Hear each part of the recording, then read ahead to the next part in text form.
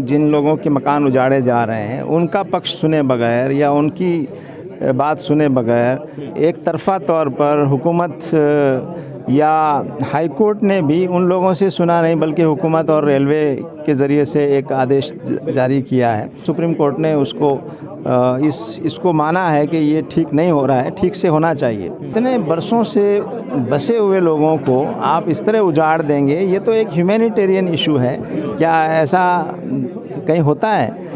जो आजकल एक हेट पॉलिटिक्स और कम्युनल पॉलिटिक्स का जो रवैया है, या एक मेजॉरिटी को अपीज़ करने का जो तरीक़ा है, मुझे लगता है वो एंगल नज़र आता है कि इसका पूरा जायज़ा लिया जाना चाहिए, पूरा प्रोसेस होना चाहिए, और वाकई कहीं चूक हुई है तो भी हटाने के बजाय आप उसका कोई हल निकालें। पहली बात तो ये साबित होना चाहिए कि वाकई जो वहाँ की स्टेट गवर्नमेंट और रेलवे कह रही है वो उनका दावा सही है कि नहीं है। मुस्लिम्स को एक टारगेट करके एक माहौल बनाकर आप इलेक्शन में फ़ायदा उठाना चाहते हैं, इसके अलावा और कोई मकसद नज़र नहीं आता।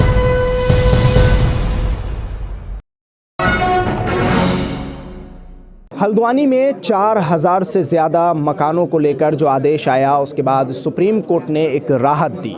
लेकिन इस पूरे मामले पर जमात इस्लामी क्या कहती है, और जमात इस्लामी का एक डेलीगेशन भी हल्द्वानी पहुंचा था। मेरे साथ बातचीत करने के लिए नायब अमीर जमात इस्लामी हिंद इंजीनियर सलीम साहब मौजूद हैं। सलीम साहब, हल्द्वानी का जो ये पूरा मामला है, आप लोग का एक डेलीगेशन भी वहाँ पहुँचा था। मैं ये पूछना चाह रहा हूँ कि सुप्रीम कोर्ट ने जो राहत दी है, इस राहत को आप पूरी तरह से अब अपने लिए काफ़ी समझते हैं, और वहाँ के लोगों के लिए, या इसके आगे जो कुछ होने वाला है वो क्या होने वाला है और क्या करना चाहिए? देखिए, इस सिलसिले में सुप्रीम कोर्ट ने बहुत बरवक्त अपनी ज़िम्मेदारी निभाई है, और 4-5 हज़ार मकानों को वहाँ से उजड़ने से कुछ वक्त के लिए रोकने की कोशिश की है।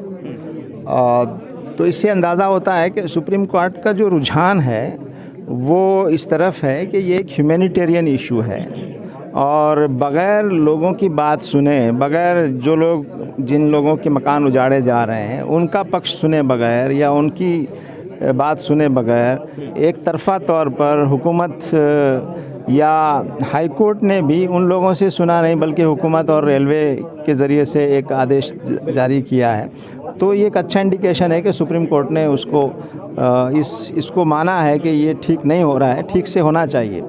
तो हमें लगता है कि सुप्रीम कोर्ट के इस फैसले के बाद पूरा मौका मिलेगा लोगों को, और ये बात वाज़ेह हो जाएगी कि जो जिस तरह से रेलवे और वहाँ की स्टेट गवर्नमेंट दावा कर रही है वो दावा कितना सच्चा है। और दूसरी बात ये है कि इतने बरसों से बसे हुए लोगों को आप इस तरह उजाड़ देंगे, ये तो एक ह्यूमैनिटेरियन इशू है। क्या ऐसा कहीं होता है?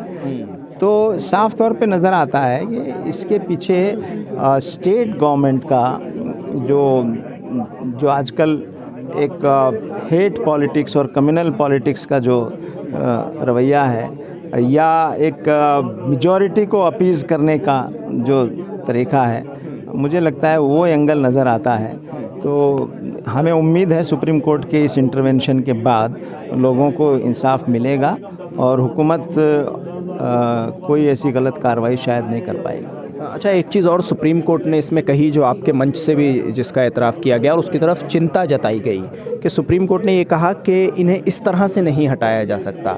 यानी इससे कुछ बातें ऐसी निकल कर आती हैं कि ये हट तो जाएंगे या हटाया जा सकता है इनको, लेकिन इनको कोई और जगह दी जाएगी। मगर हम जब वहाँ ग्राउंड पर जाते हैं तो वहाँ के लोग कहते हैं कि हमें जगह नहीं चाहिए, हम यहाँ से हटेंगे नहीं, हम अपनी 1 इंच ज़मीन किसी को देंगे नहीं, बुलडोज़र आएगा तो हम अपनी जान तक तो देने को तैयार हैं। देखिए, सुप्रीम कोर्ट जब कोई बात कहता है तो जाहिर है कि वो सारे पहलुओं को सामने रखकर कहता है, और ऐसा नहीं है कि वो कोई चीज़ एक तरफ़ा कहे। तो उसमें हम पॉजिटिव चीज़ ही देखते हैं, और उसके माने ये हैं कि इसका पूरा जायज़ा लिया जाना चाहिए, पूरा प्रोसेस होना चाहिए, और वाकई कहीं चूक हुई है तो भी हटाने के बजाय आप उसका कोई हल निकालें। और अगर वाकई हटाना ही कहीं हल हो या कुछ हो, तो जाहिर है कि ऐसी मिसालें पहले भी आई हैं। तो ऐसे मसले को ह्यूमैनिटेरियन मसला समझकर इसको हल करने की ज़रूरत है। अगर पहली बात तो ये साबित होना चाहिए कि वाकई जो वहाँ की स्टेट गवर्नमेंट और रेलवे कह रही है वो उनका दावा सही है कि नहीं है। आपने कर्नाटका इशू को लेकर भी अपनी प्रेस कॉन्फ्रेंस में बात रखी कि कर्नाटका और कुछ अन्य राज्य ऐसे हैं कि जहां आपसी जो प्रेम और सद्भाव है उसको बिगाड़ा जा रहा है। यहाँ तक कि आप ये कह रहे हैं कि कुछ माइनॉरिटीज़ जो हैं उनके खिलाफ एक हवा चल रही है, तो क्यों हो रहा है ऐसा? देखिए, ये बात तो वाज़ेह है कि ये सब एक अब लोगों के पास इश्यूज़ के ज़रिए से, इश्यूज़ के साथ लोगों के बीच में जाने से लोगों को लगता है कि इलेक्शन में कोई फ़ायदा नहीं होगा। तो ये एक कम्युनल एजेंडा लेकर, डिवीज़न का एजेंडा लेकर, एक मेजॉरिटी अपीज़मेंट का एजेंडा लेकर, या माइनॉरिटीज़ और ख़ास तौर से मुस्लिम्स को एक टारगेट करके एक माहौल बनाकर आप इलेक्शन में फ़ायदा उठाना चाहते हैं। इसके अलावा और कोई मकसद नज़र नहीं आता। और ये आप देख रहे हैं वहीं उन्हीं स्टेट्स में ये सब ज़्यादा हो रहा है जहां उस पार्टी की हुकूमत है और जो उस तरह का एजेंडा आगे बढ़ा रहे हैं। उस पार्टी क्यों कह रहे हैं आप? खुल के शायद बीजेपी समझते हैं, आप सब समझते हैं, क्योंकि ऐसी कोई और पार्टी नहीं है। हाँ। एक आखिरी चीज़ आपसे, क्या इस पूरे मामले पर जमाते इस्लामी हिंद कुछ बड़ा करने वाली है इन चीज़ों को लेकर, प्रेस कॉन्फ्रेंस के अलावा? नहीं, देखिए, जमाते इस्लामी हिंद एक समाजी और मजहबी तंजीम है, तहरीक है। हम समाज में एक बदलाव लाने की और एक मॉरल वैल्यूज़ को उठाने की कोशिश करते हैं। तो हमारे दायरे में जो जो चीज़ें आती हैं वो हम खुद करते हैं, जो हमारे दायरे में नहीं आती उसके लिए हम तवज्जो दिलाते हैं, उनको उभारते हैं, मदद करते हैं, और जो हमारे दायरे में डायरेक्ट आती हैं वो चीज़ें हम डायरेक्ट करते हैं। तो अवेयरनेस का काम, तवज्जो दिलाने का काम, और कहीं कहीं अगर ज़रूरत पड़ती है तो हम लीगल इंटरवेंशन भी करते हैं लोगों के हुकूक के लिए। लेकिन हम किसी पॉलिटिकल पार्टी की तरह कोई एक्शन लेने वाली तंजीम नहीं है, हम एक समाजी तहरीक है।